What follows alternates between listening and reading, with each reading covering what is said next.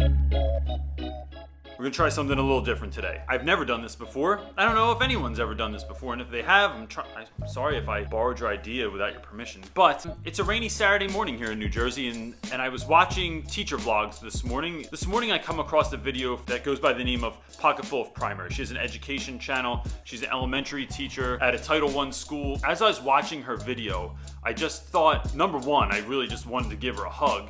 Two, when I was looking at the comments below, it just seemed like a lot of teachers were in the same place.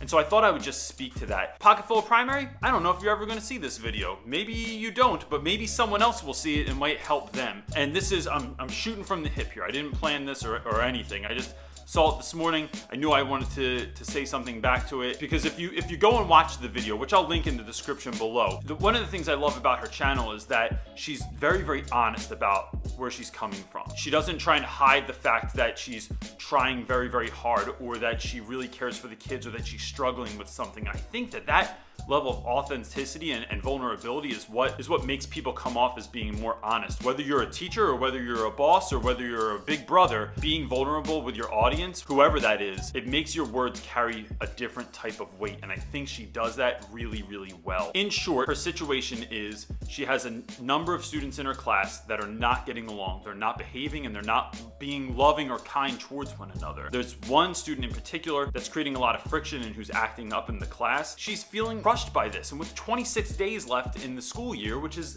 a lot, it can just be daunting, and it can make you not want to teach anymore. And so before I go into this, look, I have like under 800 subscribers. I'm new to the YouTube game, but I'm not new to the teaching game. I've been doing this for a minute. I've taught in Title I schools for my entire teaching career. I taught in Camden, New Jersey, and now I teach in West Philadelphia. Primary, and to all the other teachers out there that are struggling with this at the end of the year, there is a 95% chance that you are awesome. You are doing the best that you can, and when we do the best that we can, sometimes we succeed and sometimes we still fail.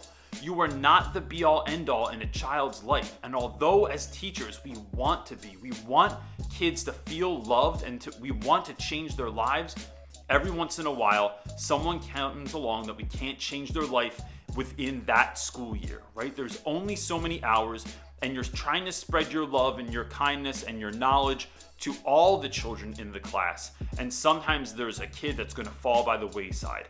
But here's what I think you do with that.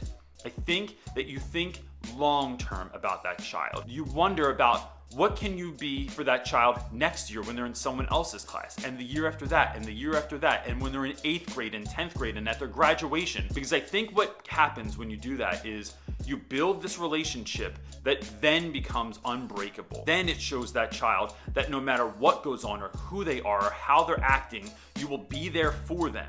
And it will help teachers in the future that are struggling with this kid, because sometimes the parental involvement is not there. Sometimes moms and dads don't know what to do. As a parent, I know that sometimes you just don't know what to do with your kids. Like they didn't come with an instruction booklet or any directions. There's not even a YouTube video available that says, this is what you do when you have kids. It's tough. I feel for the teachers and for the parents and for the children. But I think one of the keys to success is consistency. Keep doing what you're doing. Keep trying with that child. Even on your toughest days, they know that you still showed up to school. And then next year, make sure you see them in lunch. Say hi to them in the hallway. Touch base with them at parent-teacher conference night, or wherever you might run into that kid, because that's going to build a bond that's going to show that child that you consistently care for them year after year after year. Quick story from my own life. Years ago, I had a student that came into my 9th grade literature class thinking they knew more than everyone else, was rude to the other students, rude to me, had a wall built in front of her that she would not let anyone past. She wouldn't let anyone in. She wouldn't talk about things. She was doing everything in her power to not let people in. And so she went through her 9th grade year in my class, and things were what they were. But the next year I kept up with her, and the next year I kept up with her, and the next year I kept up with her. What I tried to do was like chisel away at that hardened exterior to let her see that someone was going to not let her go. I was not going to not stop caring about her no matter what she did. And you know what? 2 days ago, she walked into my house. She came into my kitchen as my wife and I were getting dinner ready, and she broke down in tears. Now, I've built a relationship with the student over the years, even after high school, as she went through college and as she got into her profession. This wasn't like a surprise visit, but she did just stop by after work one day and broke down into tears in my kitchen. just because she saw my wife and I and she had missed us. And that's what I'm talking about. That's not going to happen with every student, nor does it need to happen with every student. Some kids have happy lives at home, and God bless them. They have someone to go home to that cares about them. And I'm not trying to also say that kids that are struggling in school don't have parents that care for them, because it's not the truth. At the end of the day, remember, it's about the kids and it's not so much about us. We do need to take care of ourselves, and we do matter. You do matter. This goes to any teachers. If you're thinking about not coming back next year, I want you to, before you make that decision, to think of what could you do with more than a year with a student? Like if you kept showing up year after year, and about the kids that are losing attention because that child's gaining all the attention. So when that child, the kid in your class that requires all of your time and energy, how many other students in your class are flying under the radar or are not being shouted out? And so Primary did say in her video that she was writing notes to those kids and trying to shout them out and give them attention. And I just think that's the perfect thing to do. But for those of you that maybe aren't doing that step, don't forget about those other kids that are in your class as well that just need you to say, hey, look, I know things have been crazy, but you have been a shining example of what it means to be a student in our class. And I wish every kid could have this quality of yours, could have your patience, could have your level of kindness, could have your level of understanding.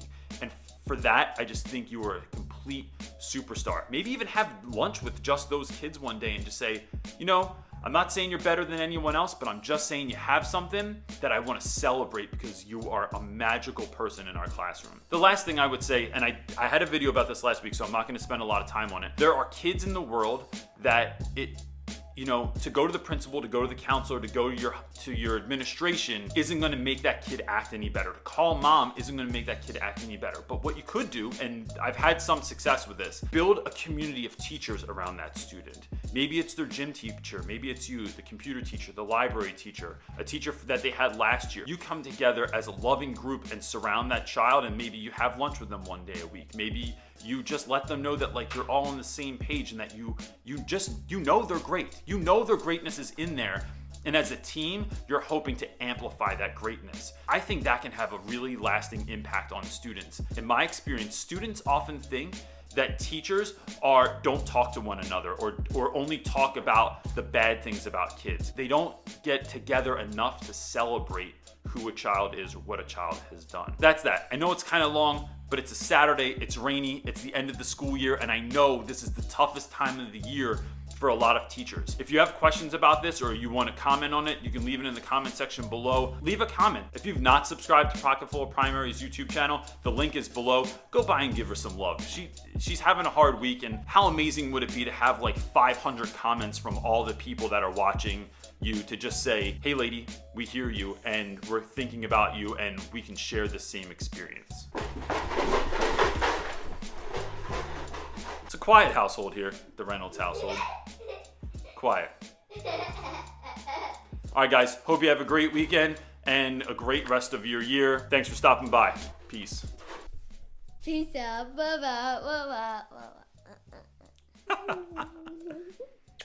Peace.